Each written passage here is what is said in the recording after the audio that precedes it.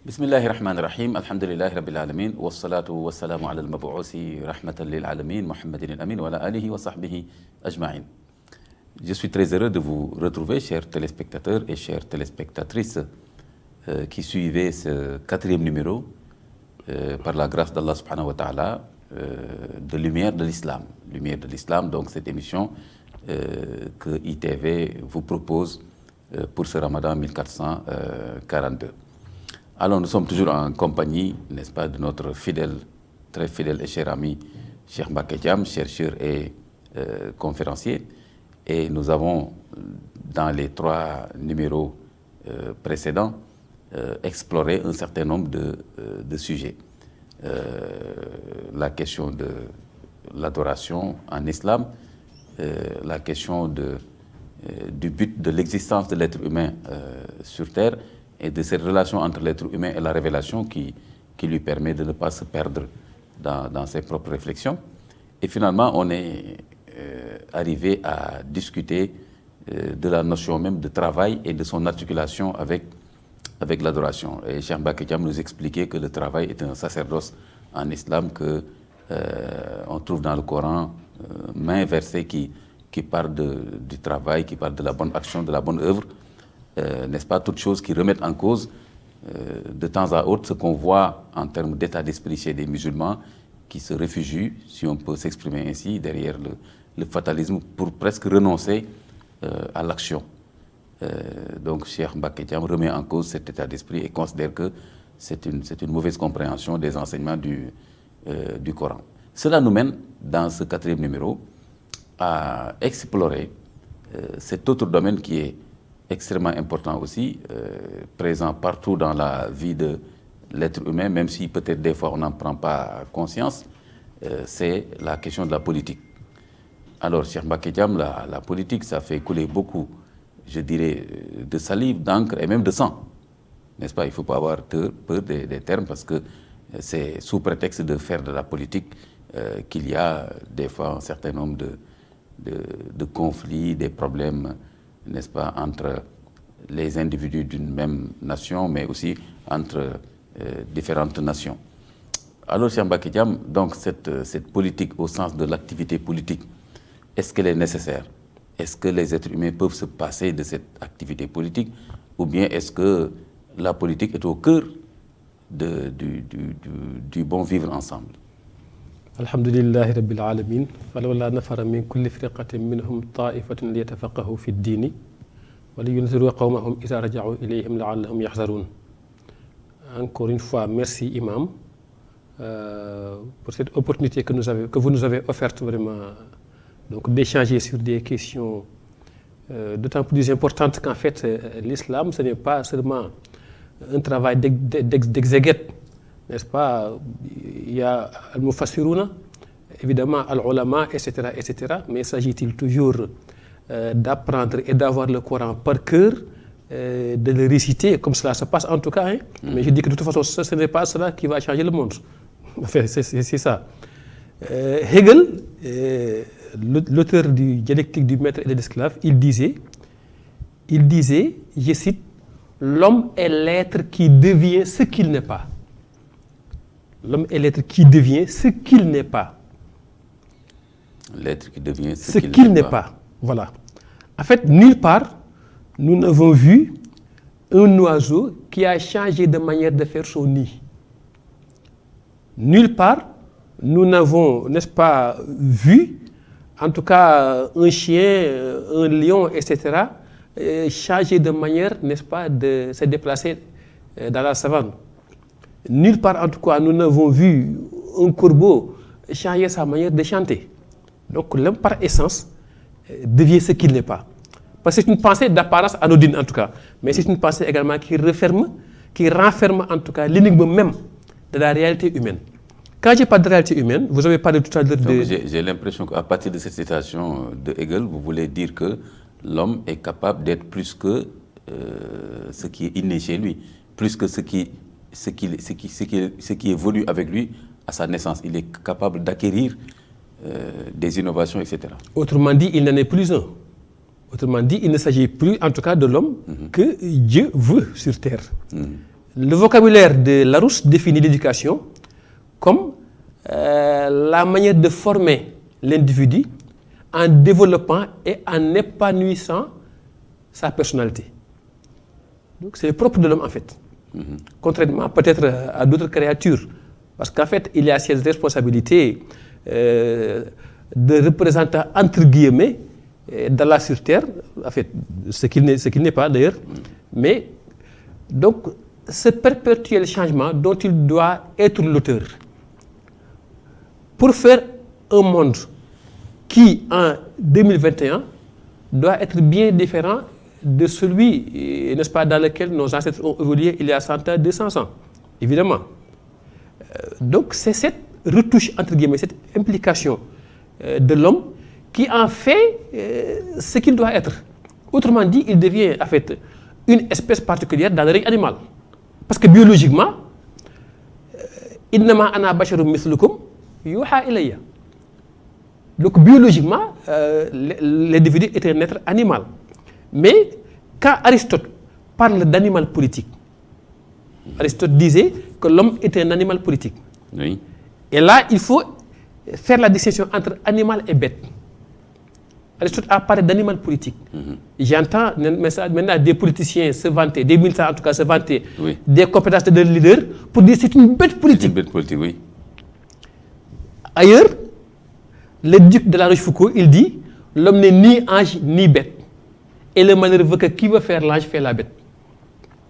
Donc quand l'individu appelé à être un animal politique, le fameux philia koinonia politeia nomos, comme le disait textuellement Aristote, quand ce même individu, n'est-ce pas, quitte, n'est-ce pas, cette place de choix qu'il occupait, pour, n'est-ce pas, une récession, pour maintenant rejoindre le règne animal, pour devenir une bête politique, quand maintenant ces bêtises doivent signifier cette compétence et une manière de, en tout cas, de faire la politique à la Machiavel, là je dis que c'est parce que nous n'aurons pas assimilé les enseignements dispensés par Allah dans le Saint-Coran. Très bien, mais quelle est l'articulation que vous faites entre ces enseignements du Coran? Donc là, on apprend avec vous que pour avoir une bonne compréhension de la politique, il faut que le musulman se réfère au Coran, mais nous avons aussi d'autres références qu'on nous a apprises dans l'école occidentale, surtout la référence gréco-romaine, on peut dire. Grosso modo, donc, vous avez cité Aristote avec l'animal politique. Qu'est-ce que Aristote voulait faire savoir à travers cette expression d'animal politique? Et est-ce que cette expression d'animal politique, on peut la retrouver dans l'islam, c'est-à-dire comment l'islam enseigne le rapport à la politique, disons à peu près l'art, si on dit banalement l'art de gérer les affaires de la collectivité? Justement, en fait, l'homme est par essence un animal politique, par essence. Pourquoi? Je vous ai parlé tout à l'heure donc de cette possibilité qu'il a d'évoluer et de faire évoluer les choses. Ça, c'est son fitra même. Je vous ai dit tout à l'heure, innama ana basharun mithlukum yuha ilayya. Donc, pour partir, n'est-ce pas, de l'être biologique, pour devenir maintenant l'être béni, voilà quand on a béni Adama, Allah d'ailleurs en parlant de cette, n'est-ce pas, de cette bénédiction, a dit par exemple, il a parlé de la mer, il a parlé de la terre, il a parlé de toutes les faveurs. N'est-ce pas? L'individu, en dehors de la politique, en fait, aura cessé d'être cet homme qui, n'est-ce pas, doit, comme je vous disais tout à l'heure, doit se former d'abord, et former et modeler le monde. Modeler le monde, c'est-à-dire que donc améliorer le monde pour partir de la station, n'est-ce pas, de Asfala Safilin, n'est-ce pas, la station de Ahsan Taqwim. Donc ce travail maintenant perpétuel, c'est ce qui est défini communément en général comme la politique, mais pas la politique à la sénégalaise. Pourquoi? Quand nous étions enfants... Vous voulez dire pas la politique politicienne Ou bien la politique comme en termes de compétition pour le pouvoir. Le mot politique politicienne, c'est un pléonasme que moi, en tout cas, j'aime pas d'ailleurs. Politique politicienne, c'est un pléonasme. Oui. C'est en général pour jouer sur les mots. Oui. C'est-à-dire qu'on se leurre, on se berne. On parle de politique politicienne, on parle d'apolitique, il y a tellement de mots, Oui. n'est-ce pas, qui sont, n'est-ce pas, usuellement en tout cas utilisés, en général, mais qui ne se retrouvent ni dans Larousse, ni dans le Grand Robert, ni même dans Google. Pourquoi? Parce que en fait, c'est des mots conçus à la sénégalaise, n'est-ce pas, pour faire la politique à notre manière. Quand j'entends parler de politique politicienne, qu'est-ce que cela veut dire? Oui. On parle de la noirceur du charbon, n'est-ce pas? On parle de l'humidité de l'eau. On parle de politique politicienne. Oui. On était enfant. Quand la politique était définie comme l'art, non de gérer les affaires de la cité, mais l'art, n'est-ce pas, de leurrer son prochain. Oui. Oui. À l'époque, je me souviens, dans les marchés hebdomadaires, il y avait des bijoux qui étaient vendus. N'est-ce pas? Des bijoux, enfin, je veux dire des boucles d'oreilles, des bracelets, etc. Par nos parents qui venaient à l'époque de Louga. Qui, n'est-ce pas, reflète un éclat extraordinaire à 50 mètres, mais qui était vendu 50 francs, n'est-ce pas, la paire de boucles d'oreilles. On disait diarrhée politique. D'accord. Diarrhée politique. Les bijoux de la politique. Des bijoux de la politique, c'est-à-dire que des bijoux, c'est-à-dire qui scintillent, qui ont tout de l'or, Oui. Qui mais brillent. qui brillent, mais qui n'ont rien de l'or parce que c'est politisé.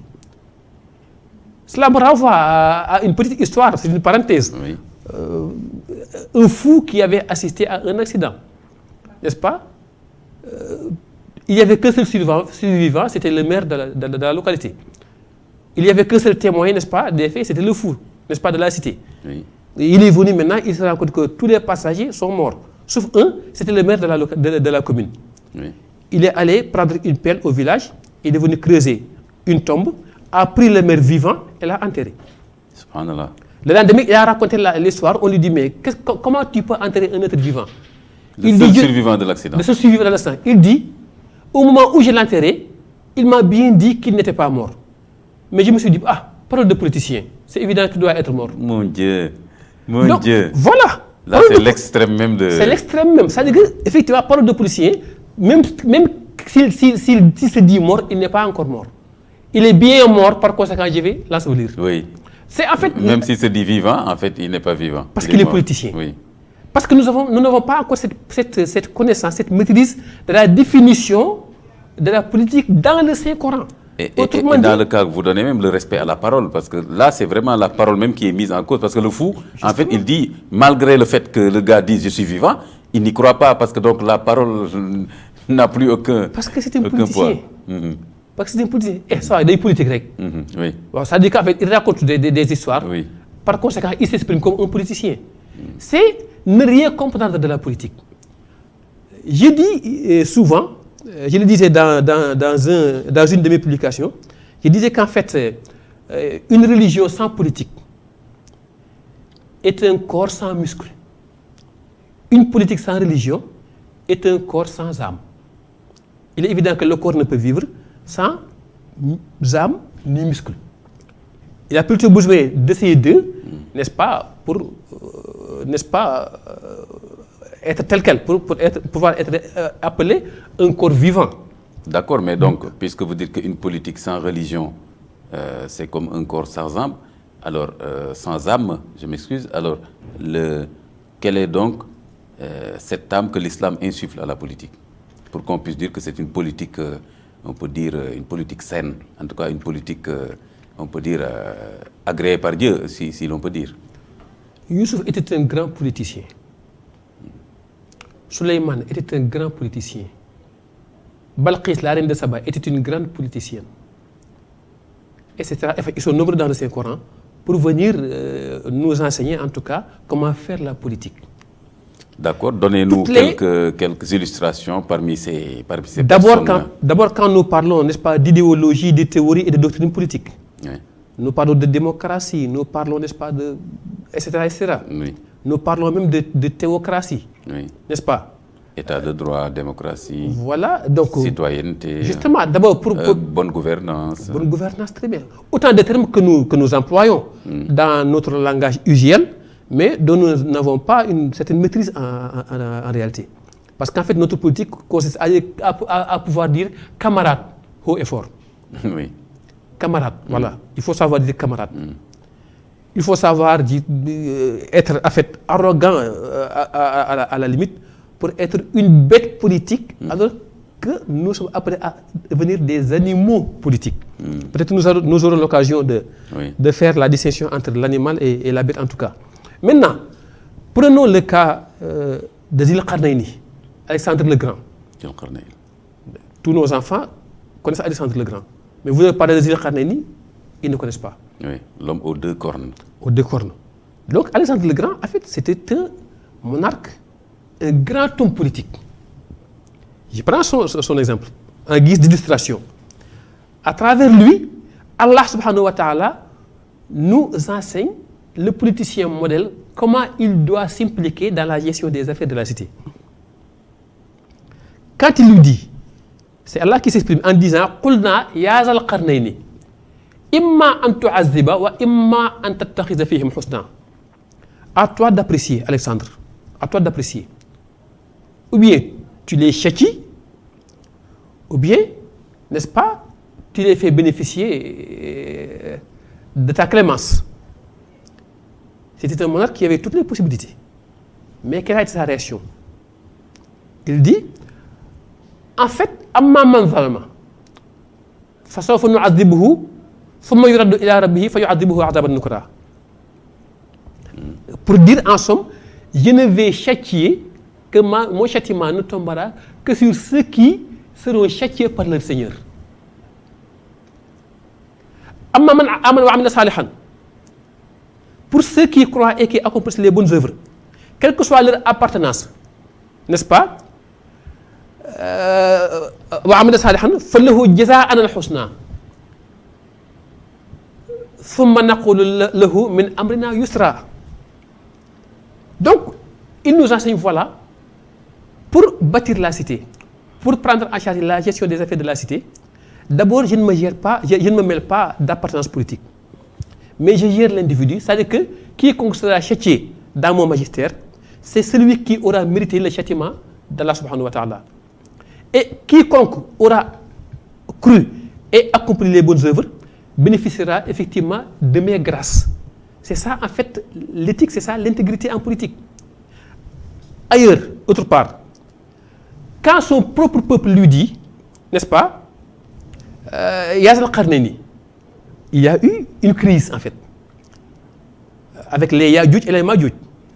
Gog et Magog. Très bien. Qu'est-ce que le peuple a exigé, n'est-ce pas, du dirigeant, donc du leader, donc du chef, donc du président? قالوا يا ذا القرنين إن يأجوج ومأجوج مفسدون في الأرض. Ils viennent semer la corruption, n'est-ce pas, sur la terre. Maintenant, qu'est-ce que nous, peuple, attendons de toi en tant que chef? فهل نجعل لك خرجا على أن تجعل بيننا وبينهم سدا.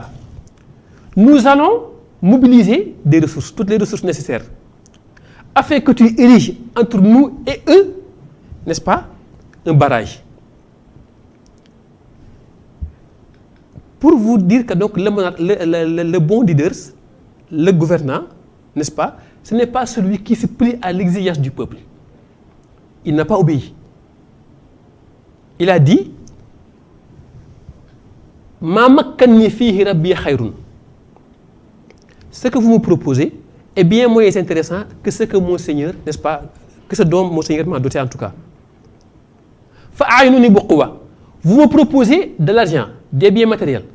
Le pays n'a pas besoin en fait de ressources financières, mais plutôt de main-d'œuvre.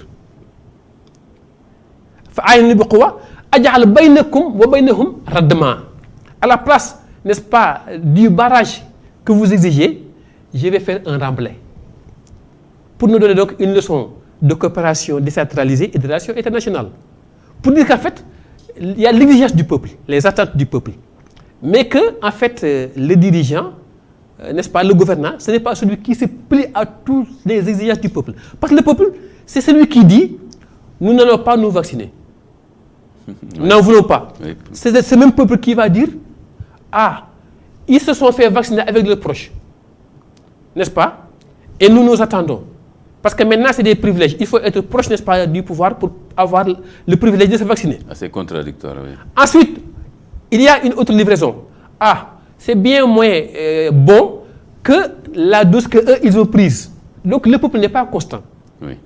Par conséquent, celui qui dirige, n'est-ce pas, ce n'est pas celui qui fait ce que le peuple veut. Le peuple veut aujourd'hui du bleu. Demain, ce sera du jaune. Après-demain, le mélange du bleu et du jaune, dans l'histoire de Léonard de Vinci, va donner le vert.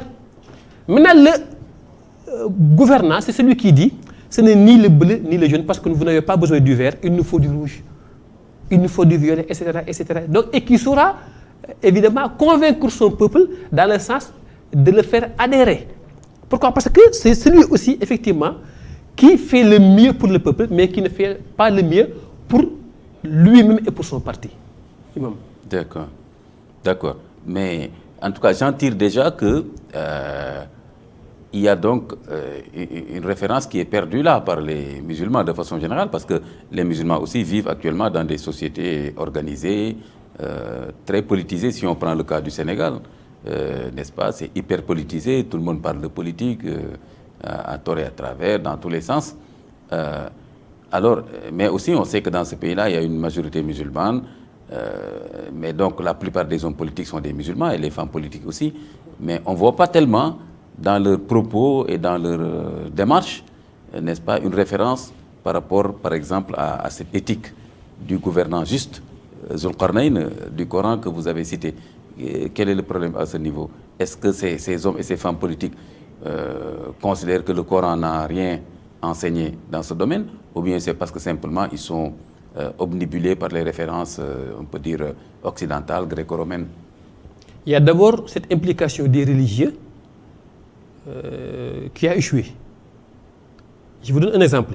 Le religieux, il est présent à une réunion politique, il est présent à un meeting, il est présent, en tout cas dans une assemblée. Quel sera son rôle? À la fin de toutes les discussions, pour apporter des solutions aux préoccupations de la cité, on lui dit, imam, formule des prières. Oui. Son rôle ne doit pas se limiter là, mais plutôt à dire, imam, quelle est l'alternative offerte par l'islam et qui sera inspirée, n'est-ce pas, du Saint-Coran. Comme je vous ai dit, ce n'est pas le fait d'avoir le Coran par cœur et d'en écrire des milliers d'exemplaires qui va changer le monde. Non. Mais il faut cette exploitation, un travail d'exégèse, mais qui ne consiste pas à dire effectivement tafsir imam tel, tafsir imam tel. Non. Mais en fait, on parle de politique, on parle de bonne gouvernance, on parle de corruption, on parle de justice, on parle de droit, on parle de développement durable. Quelles ont été les leçons, n'est-ce pas, dans le Saint-Coran?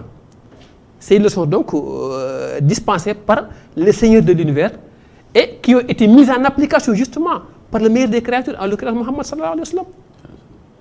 Donc il y a donc ce problème de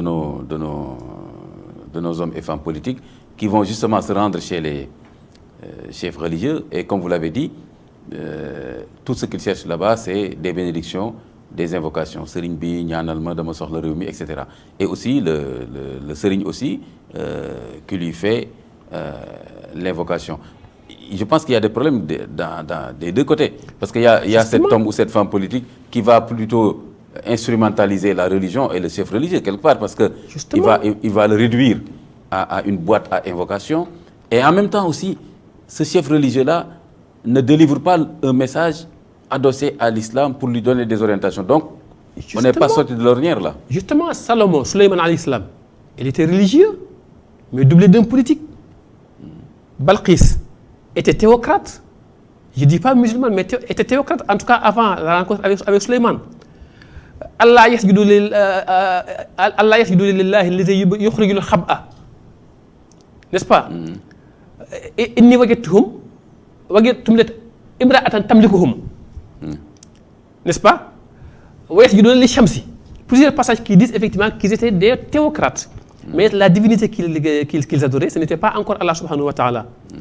Salomon, Sulayman alayhi salam, il était religieux, mais avec un programme politique bien plus solide, n'est-ce pas, que celui inspiré de cette théocratie, n'est-ce pas, à la tête de laquelle il n'y avait pas Allah subhanahu wa ta'ala. Balqis, à la fin, quand elle a été convaincue par cette politique, n'est-ce pas, bien plus appropriée pour, n'est-ce pas, faire la cité. Qu'est-ce qu'il a dit? Inni zalamtu nafsi. En fait, j'étais dans l'erreur, mais maintenant que j'ai découvert qu'il y a une idéologie politique bien plus efficace, n'est-ce pas? Wa aslamtu ma'a Souleymane maintenant lillahi rabbil alamin. Mais ce politique qui était basé sur innahu min Souleymane, innahu bismillahir rahmanir rahim. Bismillahir rahmanir rahim qui n'était pas la basmala qu'on connaît, qui consiste à dire faites 313 bismillahir rahmanir rahim. Non.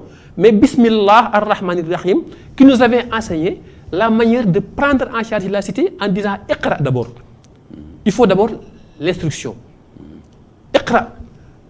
Il a en disant ma'ana biqari'in, qui avait deux interprétations. Ma'ana biqari'in pour dire jusqu'ici je n'ai pas été en tout cas lettré. Mais qui dit également ma'ana biqari'in qui dit mais qu'est-ce que j'apprends en réalité?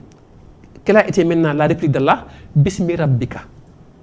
D'accord. Donc pour que la cité fonctionne Justement. de façon stable et bénie par Dieu, il faut la mettre en relation avec, Justement, avec Dieu, avec la révélation. Justement. Merci, Cheikh Mbacké Thiam. C'est encore vraiment extrêmement intéressant, ce 4e numéro de Lumière de l'Islam que ITV vous propose pour ce mois béni de Ramadan 1442. Et Inch'Allah Ta'ala, on vous promet de revenir avec d'autres numéros, Lumière de l'Islam, pour les week-ends de ce Ramadan, tous les samedis et dimanches, toujours Inch'Allah en compagnie de notre frère et ami Cheikh Mbacké Thiam, conférencier et chercheur. On vous donne rendez-vous à bientôt Inch'Allah. Wassalamu alaikum wa rahmatullahi wa barakatuh.